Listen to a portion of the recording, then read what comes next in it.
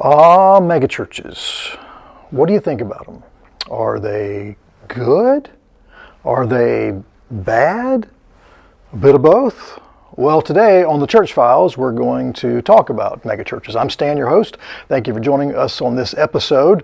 And again, if you like these episodes, you like what we're doing, hey, just hit the like button, subscribe, or hit the bell icon. All of that will help us a lot. Appreciate you being with us today. And we're going to talk about the upsides and the downsides to a megachurch. Now, full disclosure, I'm not here to bash them. I'm not here to promote them. I've served on a megachurch staff before.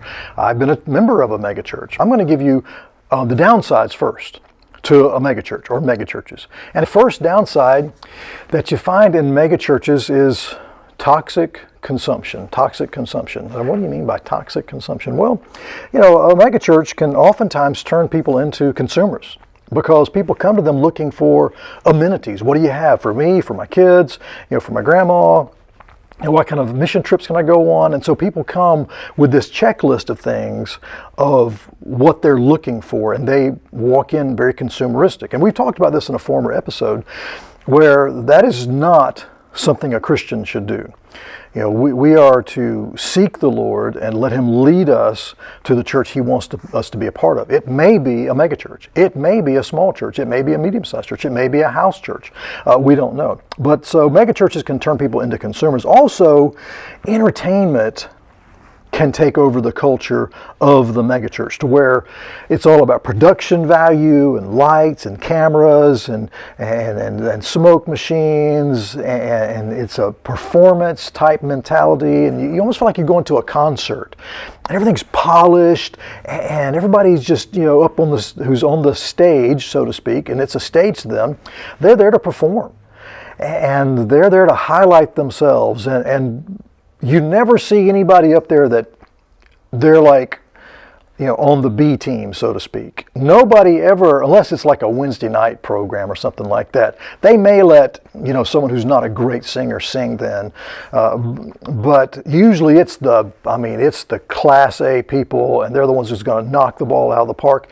And it becomes very much a performance or an entertainment type culture. Also, many times people join these churches because they're just looking for, things for kids. It's kind of like they've joined the quarterback club, and they're a part of that as long as their kid's a part of that. But when the kids grow up and they graduate and they get out of the house and they're gone off to college or whatever, these people are gone. Because they were never pulled into this massive organization. They never became a part of it other than for their children. And so it becomes an activities type of a situation. Also, megachurches can pursue brand management rather than standing for Christ. And boy, they'll really highlight their brand, and they've got real trendy names, and it's all like, come have community with us, and they've got people drinking coffee and that kind of stuff. And it's about polishing their brand. But it's not about promoting Jesus as the Lord, and about growing in your faith. And so toxic consumption is number one. Number two, dysfunctional leadership. Dysfunctional leadership. For some reason, leaders that are dysfunctional are often drawn to these types of churches, and often rewarded with leadership positions because we don't have a lot of discernment. Many times we have celebrity shepherds that are leading these churches because narcissists are drawn to the brightest lights. And these people tend to do very well. They're very charismatic, and they come in and they wow you, and boy, they can kind of get the crowd jazzed up and all of this. And they're not the healthiest of people. I told you in an upcoming episode, we're going to talk about, is my pastor a narcissist? Because the ministry attracts narcissist. Not everybody in the ministry is one, but there's a lot of them. And usually they're in larger ministries, and they're the lead person, and they want to have their name in lights. The church can become a platform for them to promote themselves and promote their own brand. It becomes this place that it's like their launching pad into a bigger world of affirmation, and usually a bigger world of financial remuneration as well. So many times this person comes and all of a sudden they start getting invitations to speak because they're at this great church and we want to hear what this guy has to say, and so he gets to go to this conference and he goes to this church, and before long they're gone all the time.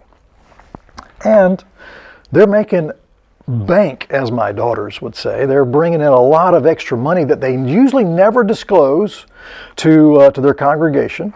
They never tell them how much more, and we're talking tens of thousands of dollars, if not well over $100,000 to $200,000 extra that's coming in, and this is never disclosed, never talked about. People just assume, well, he's just out doing this for free or something, and he's not. I mean, he's at this conference. They're going to pay him $2,000 or $3,000. He goes to this little church and he preaches a 3-day mini revival or whatever it is, and they'll give him $5,000 or $6,000. And he's making a lot of money, and that becomes his driving force of promoting himself for his own attention, but also for financial gain as well. And so his focus begins to shift to the outside engagements rather than shepherding the flock the Lord's called him to shepherd. And so you have these folks that it becomes about what's in it for me, and it's my platform. That's why so many of these guys, they have a hard time retiring, and they will wait and wait and wait. This is a dirty little secret. I just want to tell you about this, because why so many of them won't retire is because they know the moment they retire, all that money dries up. It's over. Because they're no longer this guy with this great big platform. He's just a has-been who retired, and we want the new guy. And so a lot of them won't retire because they've got nothing else to do, and they really have gotten addicted to all that money. And so, that's part of the dysfunctional leadership. Also, many times we have this thing where we have a team concept versus a family concept, and we're going to talk about this extensively in days to come at another episode. You'll hear oftentimes leadership refer to the team. This is the pastoral team. This is our missions team. This is this team and that team. Here's the thing about it. In the Bible, the only time you see team mentioned is about a team of animals that were about to be slaughtered for a sacrifice. There's no such thing as team for a group of people serving in a church. There's a family concept, but there's no team concept biblically. And when you hear people talking about a team concept, they do that because it gives them a way to begin to craft this group of people or move people in and out. Well, I've got to create my team. I've got to have the right folks on my team, and this is my and it's always their team. It's not God's team. It's not these are the Lord's people. It's just some CEO type figure, and so we have this team versus family concept that develops. When you read the Bible wasn't written in the language of team. It was written in the language of family. Family. We're brothers and sisters. We're not co-workers. We're not workplace associates. We are brothers and sisters laboring together. But if we can change the language, then we can treat people like workplace associates or like little underlings that are just here to kind of, polish my shoes and carry my bags and make me look good until I'm tired of them and I can move them on out the door. But they're not a brother or a sister that I've got to respect and treat kindly and try to promote and help. No. They're just here to serve me. So team versus family concept. Also, along those lines, we see this kind of revolving door of ministers happen many times in megachurches where people are just coming in and out all the time. They're just, they're just they come and sit for a while in a chair and then they're gone. And that's because we convince ourselves that we got to look for the best and the brightest. And sometimes we got people they're in the wrong. We use all of this horrible language. They're just in the wrong seat on the bus. We got to get them the wrong. And sometimes they can't be on the bus. There's a guy who taught leadership to church leaders years ago. He wrote a bunch of books. So much of it was catastrophically secular. And he's introduced a lot of this stuff into the church DNA. And it's horrible what he's done. But it's almost like he talks about you've got to bring in the best people. And is that what Jesus did? Did he go out and find the best and the brightest? He found the smartest minds. He found the people who were influencers and the people with all the right connections. No, it's not what he did. He found the people he wanted to be, around him and serving with him. And so what this is this kind of football coach mentality that a lot of these guys have. You'll hear these guys talk about this, where I'm like a college football coach, and anytime a college football coach comes to a new school, he gets to kind of bring his own people in. And so he'll move out all those other old coaches from the last regime, and he'll bring his own people in. I need to do that. Says who? The Bible? The Bible doesn't talk about that kind of stuff. If God truly brought those people there before you got there, who gives you the right to just dismiss them and send them out and start bringing a bunch of people around you that you want around you? I mean, is that what the Lord's leading you to do? Did He give you permission to do that? Did you find that in the Scriptures? No. So we have this revolving door. Popularity and profile, rather than spirituality, often drives who gets selected for leadership, whether it's elders or deacons. We see someone come in, boy, they're really good. They got a great business going on. We need to put that guy on a committee. We've got to get this lady. She's a CFO of this bank over here. We got to get her on the finance team over here. And it's like the spiritual qualifications mean absolutely nothing. One of the qualifications in the New Testament that we see when people were chosen for leaders was that they had suffered for the gospel and laid down their life for the gospel. They were willing to die. I wonder if things would change if we began to make that one of the requirements for those who get selected to be leaders. Not, are they some big muckety-muck at, some business, or, they've got all this popularity and influence. No. What's been their sacrifice for the Lord? I bet that would change some things if we went back to that. Also, these kind of, another downside in terms of dysfunctional leadership is that many times these churches become exclusively staff-led. They chart the course, they say, we're going to go here, we're going to do this, and the congregation has no say in that. That's not what we see in the New Testament. In the book of Acts chapter 15, there's this big controversy, and the church has to settle it, and all the leaders come together and they come up with a plan, and then they bring it to the church. And then it pleased, this is verse 22 of Acts 15, then it pleased the apostles and the elders with the whole church. The whole church was pleased. The whole church gave an approval of this. The congregation did. And so many times these churches become, hey, this is what the staff wants. I guess that's what we'll do because they're the experts here. And leadership, oftentimes, they're just seen as automatically right about everything. If they say we're going to do this, or this is what we've decided, it's like, okay. I mean, they're the experts. Who are we? We're just a bunch of little people out here. So we've got dysfunctional leadership. The third thing is misplaced priorities oftentimes happen in megachurches. And that's where money becomes a driving force. Boy, they're always talking about money, and we've got this new project, and it's money this and money that. I've seen churches use organizations that will come in and literally data mine their congregation. And they'll say things like, look, if you'll give us your list of people, you'll give us, everybody who's on your rolls, we've got an algorithm that we will run these names through, and we'll tell you who are the high net worth people. And these are the people you need to target and begin to really get close to and challenge to help you. No, the little people, they're fine too, but we really want to identify the potential big givers. That kind of stuff happens all the time. And people make excuses for why it's right. And it is godless. Absolutely godless is what it is. And if you're part of a church that's doing that, you need to shut that down right now. You need to take that company that's probably charging you $100,000 to $150,000 to do this little campaign, probably more, and just put them on the road and just say, no, we're going to trust the Lord. We're not going to data mine our people. So we have misplaced priorities with money. Missions becomes all about fundraising. We'll talk about we're doing missions here, we're going over here. But yet, when a mission team comes back, we never talk about it. We don't bring them out from the church. We don't let them give a report. Or we might make a video about it. And you can, if you dig down deep enough into the website, you can maybe find these reports. But when you read the book of Acts, every time They sent people out. When they came back, they reported to the church what God was doing every single time.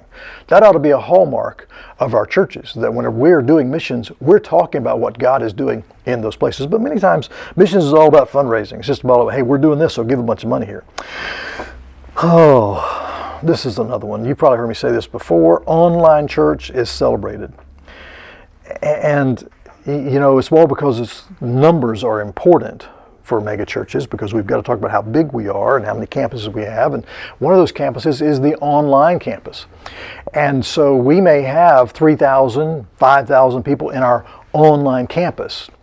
But what that means is you've got a massive number of people that you're giving permission to stay home, violate the Word of God, not follow the dictates, not fellowship with their brothers and sisters, and they're sitting there drinking their coffee on Sunday mornings in their pajamas, and they've got the live stream going, and they're reading something on their laptop, and everybody's just kind of walking through. Oh yeah, that was a good point the preacher said, and they've walked on through, and they're just kind of halfway listening. You should, if you're in a church that's promoting an online campus, you need to go talk to the staff and say, we need to stop this. These people need to be challenged to be back with us, and not just being a bunch of sluggards staying at home. Number 4, there's unbiblical member experiences. Unbiblical member experiences. So you're just like a face in the crowd sometimes. Feel like you're at the stockyards. You're just a cow being moved through, and you feel like Rawhide ought to be playing in the background. Wow, pow! Head them up, move them out. Get them out of here. Move them in, cut them out. Rawhide. And you just feel like nobody knows who I am. I'm just, if I were to die, nobody would care. If I didn't show up next week, nobody would notice. And so you're just livestock, this, being kind of swapped in that between other mega churches and things like that. Pastoral care oftentimes can be very limited, and it's just because you've got a massive number of people and a limited number of pastors, of shepherds. And it's really hard for these people. I've been there. It's very, very difficult to do pastoral care with a massive number of people. Church discipline is often non-existent. I mean, how do you execute church discipline when you've got all those people out there? And if you were to, they'd be like, oh, wait a second. I came here to get away from all that kind of stuff. You have no right to tell me what to do and how to live my life. You just get up there and, teach your little sermon and y'all just do church and I'm going to come here. And so many times church discipline is often ignored, or it's non-existent. And a lot of times it's because we're just afraid we're going to run off some of these people. We don't want to do it. I've seen that happen. I've been in a megachurch where there was a guy who was, he was a serial adulterer. He was chasing down prostitutes, and it was well known. And the leadership wanted to do nothing about it because they're like, some of the leadership might get mad if we say something about this. It was horrible, really, really horrible that they just let this go on for years and years. So, church discipline is an issue. And many times you feel like if you're in a big church like that, well, I don't have a voice. If I see something wrong, who am I to say anything? I'm just one person among a sea of thousands. And so I just, I'll just kind of keep my mouth shut and just let them do what they're doing. But I don't have any way of holding these people accountable or calling out, if there's a problem with the church. Nobody's going to listen to me anyways because I'm just a little peon.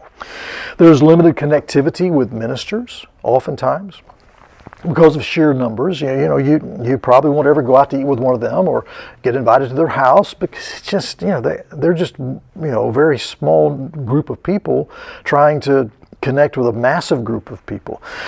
Many times, in terms of volunteers, these churches, they got the resources. They can just pay contractors to come in and do stuff.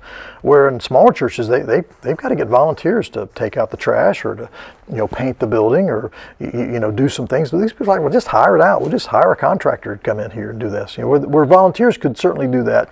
But that's kind of messy. We don't want to get involved with that because then somebody's got to manage those people and, talk to them and train them. Let's just bring a contractor in and get it over with. And it's easy to disconnect from a megachurch. Very easy to disconnect. And because nobody will know you're gone. You could be gone a year and it's like nobody knew. Nobody cared. And so it's very easy to just unplug from a megachurch. The fifth thing is theological disenfranchisement. I may have to edit that out. Theological disenfranchisement or chaos. I'll just leave it in there.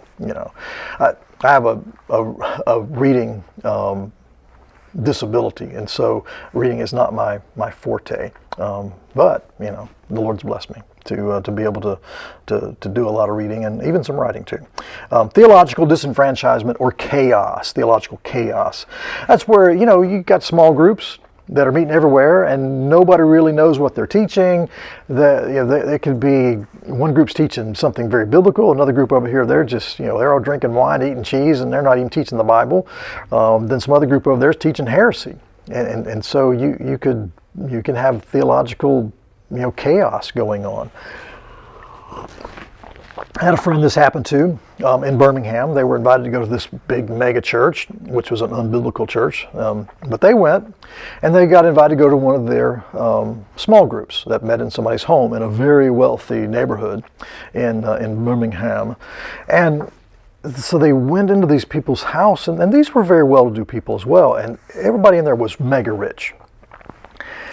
And they began to talk about how God had made them rich because they're special and because they're holy and righteous. It was just health and wealth, prosperity gospel baloney is what it was. I remember my friend telling me this. He's like, Stan, we had to get out of there. Those people were crazy.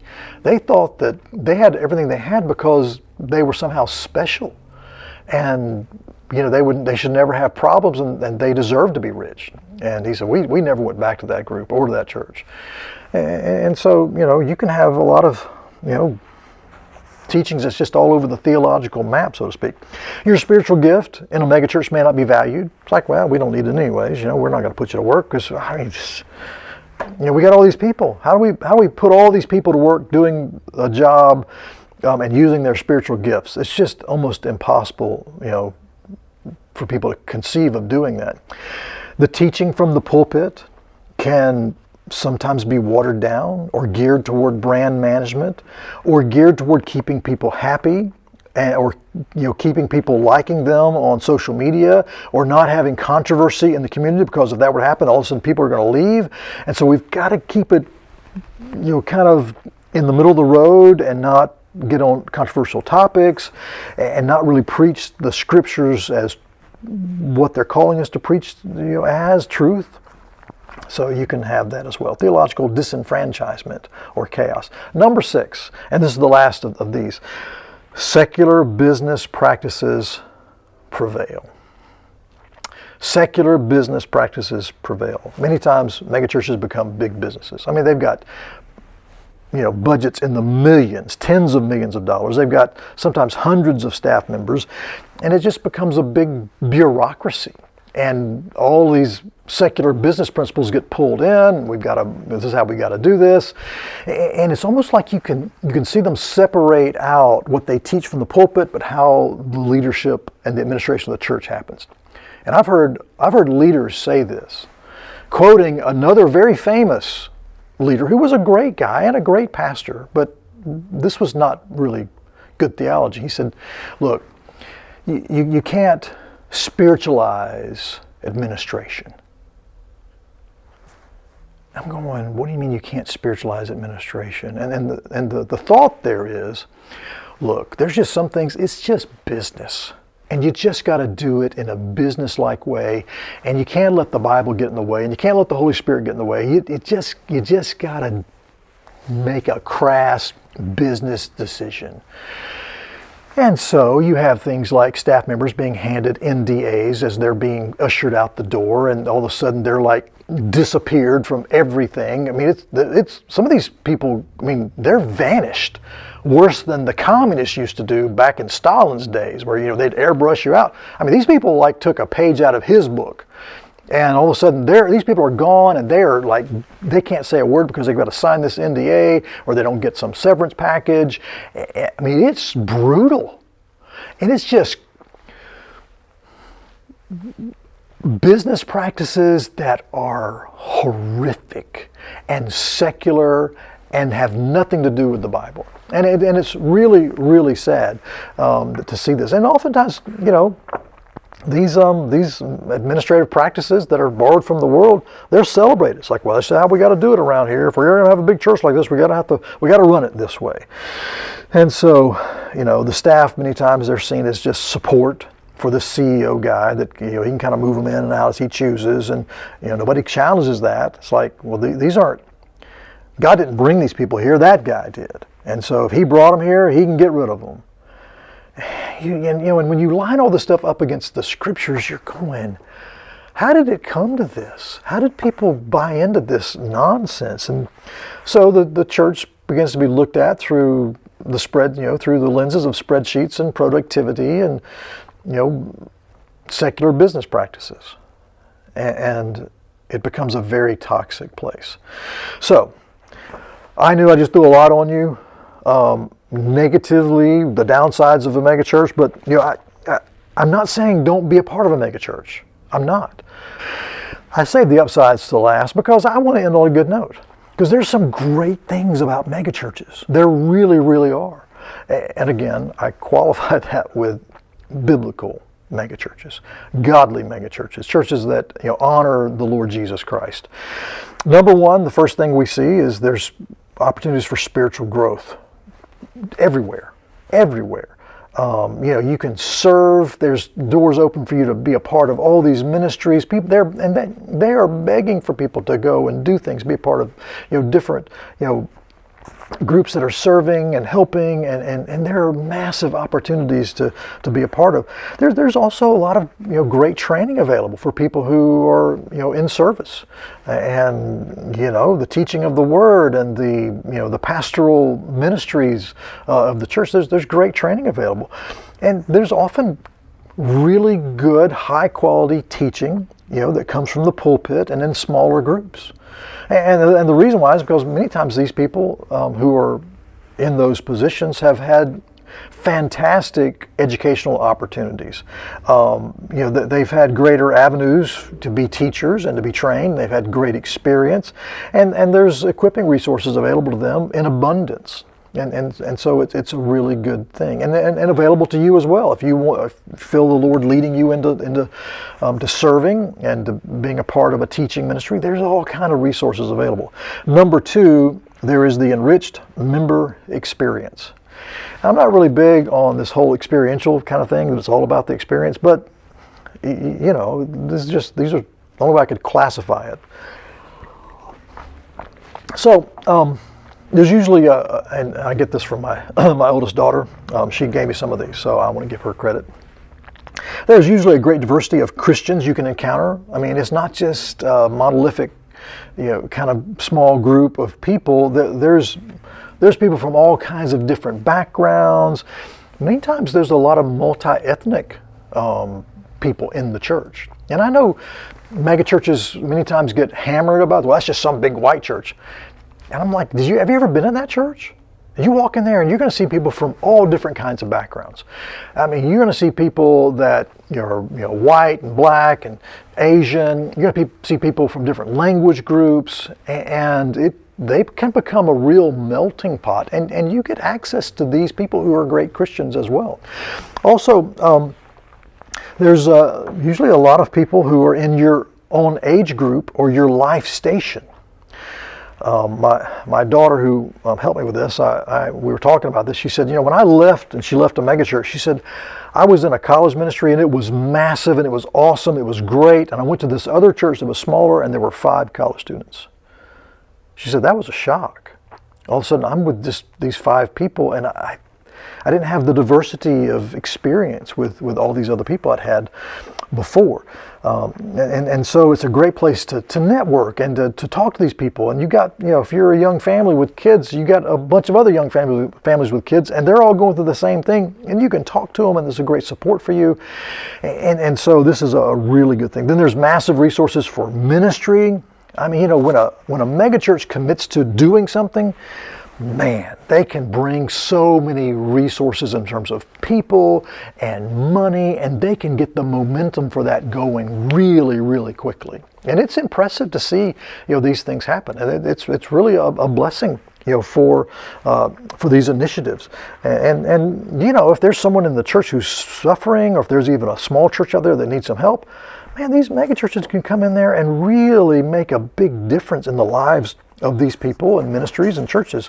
Missionaries, they really can significantly help them. And so, this massive resources for ministry, that's a very important thing. Also, you feel like you're part of something that's really doing something special. I mean, you do. You look around and you keep hearing all these stories of all these things that are happening, and there's excitement, and you just feel like, I'm a part of something that's really good. And it makes you, feel good about where you're going to church.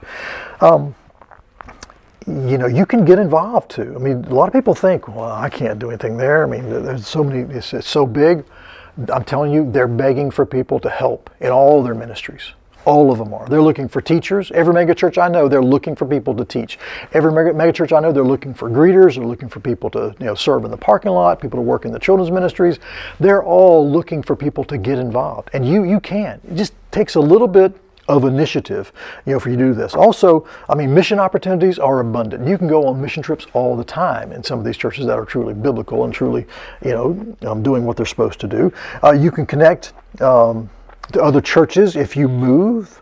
So you go to this one mega church, but you're being, let's say, transferred with the military. You go to one of these ministers and you say, hey, I'm being transferred out to San Diego. They're like, I know a great church. And it's because they're in this network of larger churches, and they're all talking, and they're all trying to help people as they're moving around the country. And it's really a beautiful thing. And then one of my oldest daughters said, hey, and they usually have great coffee. Number 3, there's a broad spectrum of focused ministry. A broad spectrum of focused ministry. And what I mean by that is oftentimes there are programs for specialized groups, whether it's seniors or children or young adults, newly married, about to be married, remarried, people that are in college. You've just got all these specialized groups that you can connect with. And oftentimes there's special support groups as well. Divorce recovery, grief recovery, military family support, substance abuse support, counseling ministries. There's all these things that are there to help you out and to support you. It's really, really good. Number 4, the enhanced worship experience. Ooh, there's that word again, the enhanced worship experience. And I cringe at that word because that is oftentimes what is driving people today, is I'm looking for an experience. Well, that's not why we're Christians, for an experience. We're Christians because we follow the Lord, and He calls us to do certain things and to be about using our spiritual gifts, not because we experience something that makes us feel all warm and fuzzy, or gives us the spiritual tingles, or something like that. So we've got to shy away from experiential Christianity, where it's all about how I feel and what I'm experiencing. However, we do experience things as human beings, and there is an enhanced worship experience. Now, what do I mean by that? Well, the music and the worship time is often very dynamic. You have people up there that are very engaging and very personable and very charismatic. And that doesn't mean they're bad people because they have those characteristics. Sometimes they're great people. But you can, some people can use those for their own gain, or they can use them for God's gain. But there's dynamic, music that's going on. You have access to, speakers oftentimes who've achieved a level of renown, and you would never hear these people in a smaller church because, sadly, they're not going to go to smaller churches because they want to go to the biggest venue possible. And there's a whole other, episode here talking about this. I mean, some of these people are great, and some of them, they want you to sign a contract, and they want, a green room and peeled grapes and, glacier water at 68.3 degrees and, a big team around them that's going to keep and protect them and keep all the great unwashed masses away from them. It's just, disgusting kind of stuff. But then there are some people God has blessed. Their ministry has grown, and they're brought in and they speak to large groups. And I don't begrudge them of that. But, in a megachurch, you oftentimes get to hear these people. And I've been blessed to hear these people, interact with these people that I never would have met in a smaller church. That's just the fact of the matter there. Many times the music is the latest.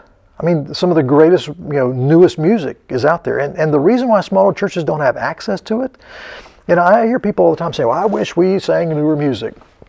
Here's the issue with that.